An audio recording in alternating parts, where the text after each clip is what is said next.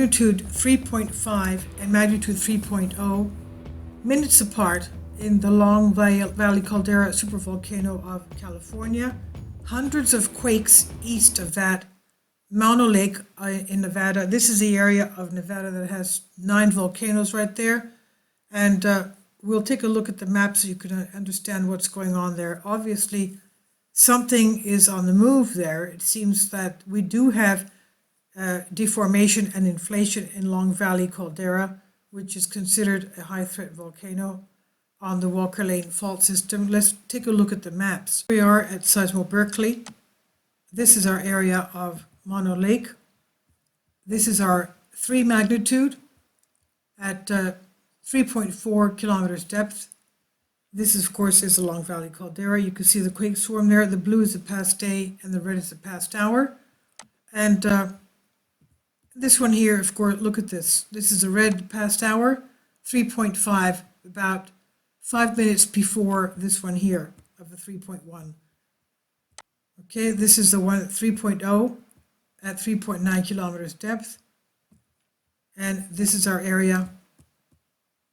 There's not that many people living there. As you can see, that's the population. You see there's almost nobody there. And of course, this is where we have our fault system. This is the San Andreas fault, and this is the Walker Lane fault system, which is a series of faults, as you can see. The San Andreas takes up 75% of the subduction pressure of the Pacific plate under the North American plate, and the Walker Lane fault system takes up the other 25%. This is our area. Let's take out the historic seismicity so we can see better. That's our area of the Long Valley quake, and then we have this area here, which has a tremendous quake swarm. This one here, the 3.5. I think that's the biggest of the swarm of today. And of course, there's hardly, again, as we said, nobody living there. Let's look at the shake map intensity. Okay, and we'll go back to the aerial. As you can see, it's across the San Francisco Bay right there. Let's go to the aerial. And of course, it has shaken Long Valley Caldera. That's Mono Lake. This is an ongoing basis. It's been going on for about a month now. We have hundreds of quakes a day. Look at the blue. Hundreds of quakes every day.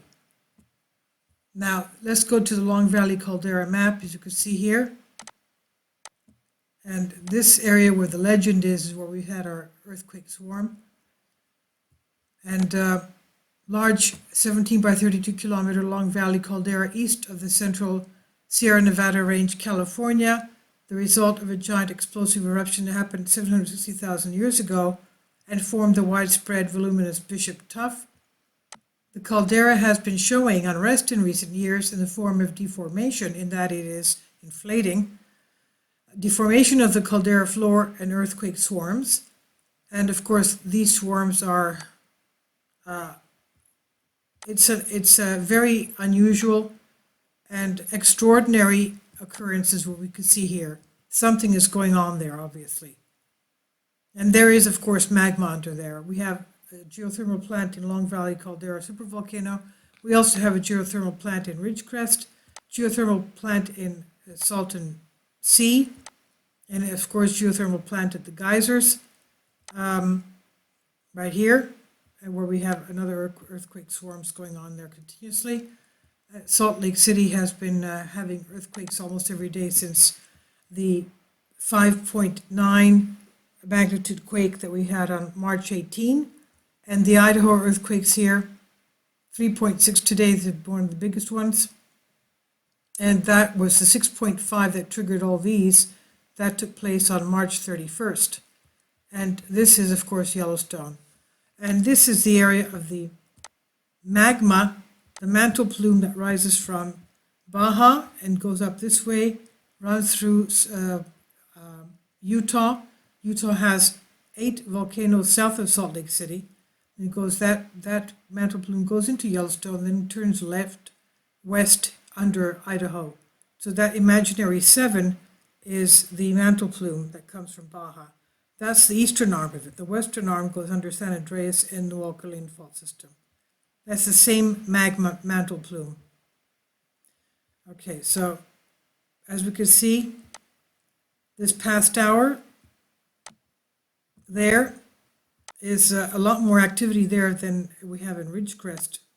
Although the Ridgecrest line, you can see it moving up very nicely this way. Okay, there we go. This is the area of the Long Valley caldera. Right here. The Bishop Tuff eruption and the formation of Long Valley caldera 760,000 years ago, that was a super eruption. Activity continued in the central part of the caldera to form the lava dome. Smaller explosions of the rhyodacite pumice occurred as well from the outer ring fractures, and the last activity was about 50,000 years ago. In its early history, the caldera contained a lake where the new lava dome formed an island. Beach deposits can be seen of the caldera walls today, and later the lake drained through the Owens River Gorge.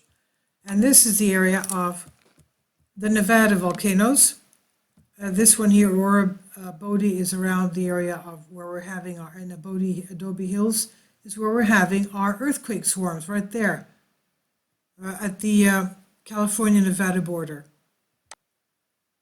That one there, okay? Elevation 7,759 feet.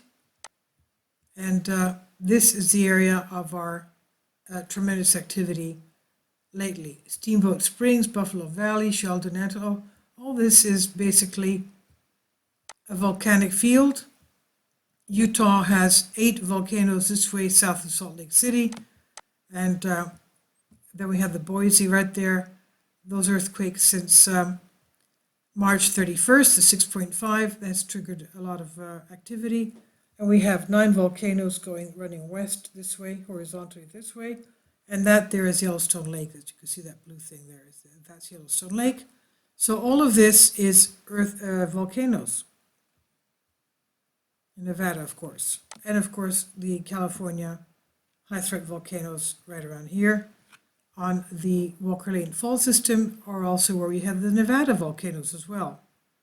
So all of you there, please be very careful, because we see that we have a tremendous amount of activity there.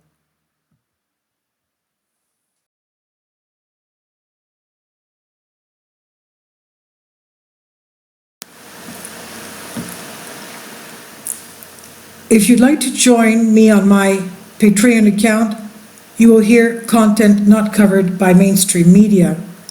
These riveting stories will be based on my research, and I will state my opinions and give my personal insight on diverse and controversial subjects and world events not covered by mainstream media, and not supported by YouTube guidelines. So whatever I have on my Patreon, most of those will not be on my YouTube channel. Please consider becoming a member today. More of the most significant and important videos will be on my Patreon channel. Your support helps me to continue my research and keeps this YouTube channel alive. And we depend on your support, your generous charity, because we help economically challenged families here in Athens, Greece, in Kapota, and we also help the young generation with university tuition and the community around our church. Thank you.